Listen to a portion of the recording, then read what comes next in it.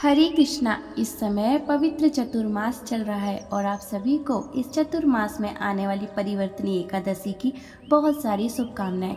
यह वह पवित्र समय है जिस दिन भगवान श्री कृष्ण योग निद्रा में शयन करते हुए अपनी करवट बदलते हैं और इसीलिए इसे परिवर्तनी एकादशी या फिर पार्श्व एकादशी के नाम से भी जाना जाता है।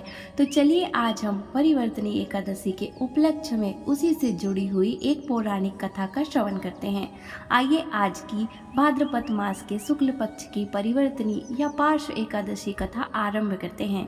एक समय धर्मराज युधिष्ठिर महाराज ने भगवान श्री कृष्ण से कहा कि हे भगवान, भाद्रपद मास के शुक्ल पक्ष में कौन सी एकादशी आती है, उसका नाम क्या है, उनके करने की विधि क्या है, कृपया इन सब विषय में विस्तार से बताइए। तब भगवान श्री कृष्ण कहते हैं कि हे धर्मराज, अब मैं आपके सामने भाद्रपद मास के शुक्ल पक्ष की एकादशी के विषय में बताता हूँ। ध्यान से सुनिए। भाद्रपद मास के शुक्ल पक्ष में आने वाली एकादशी को परिवर्तनी अथवा वामन एकादशी या फिर पार्श्व एकादशी के नाम से जाना जाता है। कुछ स्थानों पर इसे जयंती एकादशी भी कहा गया है। एक एकादशी समस्त पापों का नाश करने वाली और अंत में स्वर्ग प्रदान करने वाली है। इस एकादशी का पालन करने से वाजपेय यज्ञ करने के बराबर फल प्राप्त होता है। जो मनुष्य उच्च गति प्राप्त करना चाहते हैं उन्हें इस एकादशी का पालन अवश्य करना चाहिए। इस परिवर्तनी एकादशी के दिन जो भी मनुष्य वामन देव भगवान की पूजा आराधना करते हैं वे तीनों देवता यानी कि ब्रह्मा, विष्णु और महेश की पूजा का फल प्राप्त करते हैं। इस एकादशी के दिन शयन करने के लिए भगवान श्री कृष्ण ने करवट बदली है और इसीलिए इसे परिवर्तनी एकादशी कहते हैं। भगवान श्री कृष्ण के मुख से यह सुनने के बाद युधिष्ठिर महाराज ने पूछा कि हे भगवान, आपके इस वाक्यों को सुनकर मुझे कुछ संदेह हो रहा है, क्योंकि आप भला किसी प्रकार सोते और करवटें बदलते हैं। किस प्रकार आप वामन रूप धारण करके राजा बलि को बांध देते हैं और किस प्रकार की लीलाएं करते हैं। चतुर्मास व्रत की कथा क्या है और आपके शयन करने के बाद मनुष्य कर्तव्य क्या है, कृपया यह सब कुछ विस्तार से बतलाइए। तब भगवान श्री कृष्ण ने कहा कि हे युधिष्ठिर, यमराज, मैं अब आपसे पापों को नष्ट करने वाली एक कथा सुनाता हूँ। त्रेता युग में दानव कुल में बलि नामक मेरा भक्त हुआ। वह अत्यंत दानी, सत्यवादी, ब्राह्मणों की सेवा करने वाला और प्रतापी राजा था। उसने अपनी भक्ति के प्रभाव से इंद्रलोक पर भी विजय प्राप्त कर ली थी। बलि इंद्र के स्थानों को लेने से इंद्र आदि सभी देवता स्थान विहीन होकर दुखी होने लगे और उन्होंने भगवान विष्णु के पास जाकर प्रार्थना की। उस समय भगवान ने वामन स्वरूप अवतार धारण करके अत्यंत तेजस्वी ब्राह्मण बालक के रूप में राजा बलि पर विजय प्राप्त की थी। इतना कहकर भगवान श्री कृष्ण चुप हो गए, लेकिन युधिष्ठिर महाराज की जिज्ञासा में बड़ी रही थी। उन्होंने पूछा कि हे माधव, आपने बलि को वामन अवतार धारण करके कैसे जीता? इस कथा का विस्तार से वर्णन कीजिए। भगवान श्री कृष्ण कहते हैं कि हे राजन, मैंने वामन रूप धारण करके राजा बलि से याचना की, हे राजन, आप मुझे 3 पग भूमि दान कीजिए जिससे तुम्हें 3 लोक दान देने का फल प्राप्त होगा। वामन देव की छोटी सी याचना को राजा बलि ने स्वीकार कर लिया और वचन दे दिया कि वह 3 पग भूमि दान अवश्य करेंगे। और जब वामन देव ने अपने पैरों से भूमि को नापना शुरू किया तो धीरे धीरे उन्होंने अपना कद बढ़ाना आरंभ किया, जिससे उससे भूलोक में पैर, भूवर लोक में जंघा, स्वर्ग लोक में कमर और महर लोक में पेट, जल लोक में हृदय, तपोलोक में कंठ और सत्यलोक में मुख को रखकर अपने सिर को मैंने ऊंचा उठा लिया। उस समय मैंने राजा बलि को पकड़कर पूछा कि हे बलि, अब मैं अपना तीसरा पग किस स्थान पर रखूं? मेरा यह स्वरूप देखकर बलि महाराज समझ गए। वे अत्यंत आश्चर्यचकित थे, विनम्र थे और फिर उन्होंने कहा कि हे प्रभु, आप तीसरा पग मेरे सिर पर रख लीजिए। उसके कहे अनुसार मैंने अपना तीसरा पग उसके सिर पर रख लिया और उसके कारण वह दानव पाताल लोक में चला गया।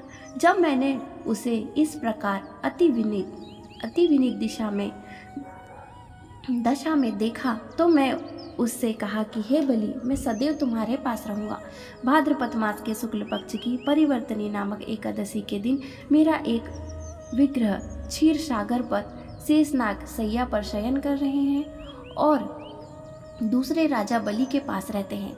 कार्तिक मास के शुक्ल पक्ष की एकादशी तक भगवान शयन करते हैं और भाद्रपद मास के शुक्ल पक्ष की एकादशी पर वे करवट बदलते हैं। इसी दिन भगवान त्रिलोकीनाथ विष्णु की पूजा की जाती है और इस पूजा में चावल, दही और इसके साथ साथ रुपए का दान भी दिया जाता है। इस व्रत में रात्रि को जागरण करना चाहिए और इस प्रकार करने से मनुष्य समस्त पापों से मुक्त होकर स्वर्गलोक में प्रवेश करता है।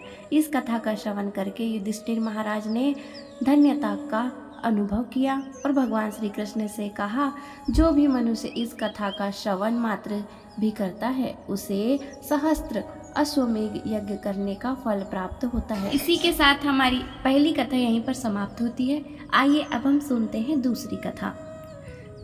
इसका वर्णन हमें द्वारिका महात्म्य में प्राप्त होता है, जिसके ऊपर सनातन गोस्वामी दीर्घदर्शनी टीका में इस कथा का वर्णन करते हैं। एक समय इस पृथ्वी पर चंद्र शर्मा नाम का एक ब्राह्मण रहता था। इस ब्राह्मण ने सभी वेद पुराणों और शास्त्रों का गंभीरतापूर्वक अध्ययन किया था। वह भगवान शिव का भक्त था। प्रतिदिन भगवान शिव की अनेक वेद मंत्रों के साथ पूजा आराधना करता था। उसके जीवन में हर प्रकार का भौतिक सुख और सुविधाएं उपलब्ध थे, लेकिन फिर भी कहीं ना कहीं उसके पूर्वजों की स्थिति को लेकर वह चिंतित रहता था।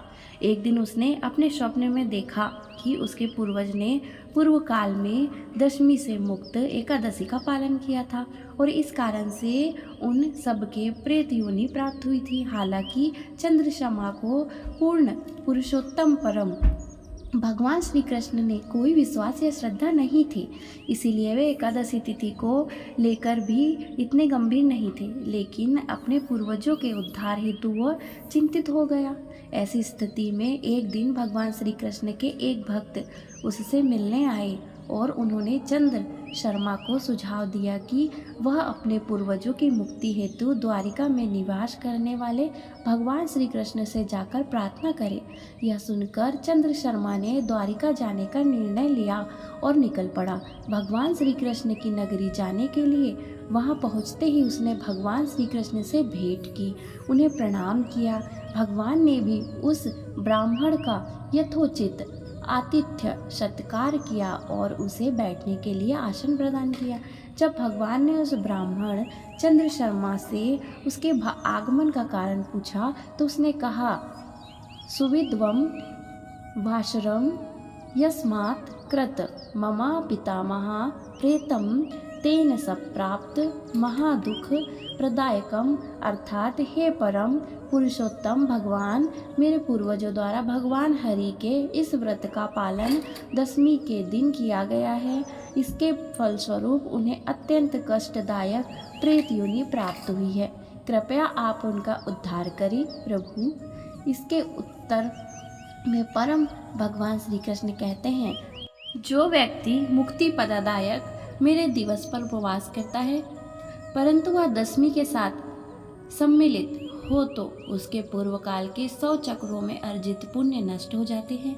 या एक चक्र का अर्थ होता है 1000 युग और इस श्लोक का अर्थ है कि जो व्यक्ति दशमी से संयुक्त एकादशी व्रत का पालन करता है उसने 1000 युग के अंदर जितना भी पुण्य फल अर्जित किया है उन सभी का नाश हो जाता है। स्कंद पुराण में भगवान यह भी कहते हैं कि जो एकादशी दशमी से सम्मिलित होती है उसमें असुरों का वास होता है और इस दिन उपवास करने वाले को नकारात्मक परिणाम प्राप्त होते हैं।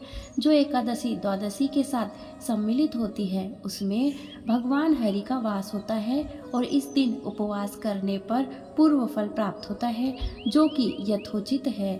तो इस प्रकार भगवान श्री कृष्ण ने चंद्र शर्मा ब्राह्मण को दशमी संविदा एकादशी का पालन करने से प्राप्त नकारात्मक परिणामों के विषय में बताया और उन्हें सुझाव दिया कि वे आने वाली एकादशी का निष्ठापूर्वक शास्त्रोक्त नियम के अनुसार पालन करें और उससे अर्जित पुण्य को अपने पूर्वजों को प्रदान कर दे। इससे वे प्रेत योनि से मुक्त हो जाएंगे। चंद्र शर्मा ने भी भगवान श्री कृष्ण द्वारा बताए गए निर्देशों का पालन किया। आने वाली एकादशी का पालन करके उन्होंने उसका फल अपने पूर्वजों को प्रदान किया और भगवान से प्रार्थना करते हुए उन्होंने अपना व्रत पालन किया। परिणाम स्वरूप उनके पूर्वजों की प्रेत योनि से मुक्ति हो गई और उन सब ने चंद्र शर्मा ब्राह्मण को आशीर्वाद दिया तथा अपने अपने गंतव्य की ओर आगे बढ़ गए। जब एकादशी तिथि को 2 दिन आती है या फिर वह दशमी, द्वादशी या फिर त्रयोदशी से सम्मिलित हो जाती है तो हमारे किसी भी शास्त्रों में दशमी से युक्त एकादशी का पालन करने की अनुमति नहीं दी जाती है। एक समय गांधारी ने भी भगवान से यही प्रश्न पूछते हुए कहा था कि हे प्रभु, मैंने ऐसा कौन सा घोर पाप किया है जिसके कारण मेरे सभी 100 पुत्रों की मृत्यु मेरी नज़रों के सामने ही हो गई। तो इसके उत्तर में उन्होंने यही बताया था कि आपने पूर्व जन्म में दशमी युक्त एकादशी का पालन किया था और इसी कारणवश आपके इस जन्म में यह यातना भुगतनी पड़ी है। तो यह थी पार्श्व एकादशी के उपलक्ष्य में पौराणिक वैदिक कथा। इस बार आने वाली एकादशी अत्यंत विशेष है क्योंकि यह चतुर्मास के पवित्र समय में आ रही है और यह वही दिन है जब योगिनी निद्रा में शयन करने वाले भगवान श्री कृष्ण अपनी करवट बदलते हैं। इसी के साथ हमारी दूसरी कथा का भी समापन होता है। अगर आपको वीडियो पसंद आई हो तो वीडियो को लाइक और चैनल को सब्सक्राइब जरूर कीजिएगा।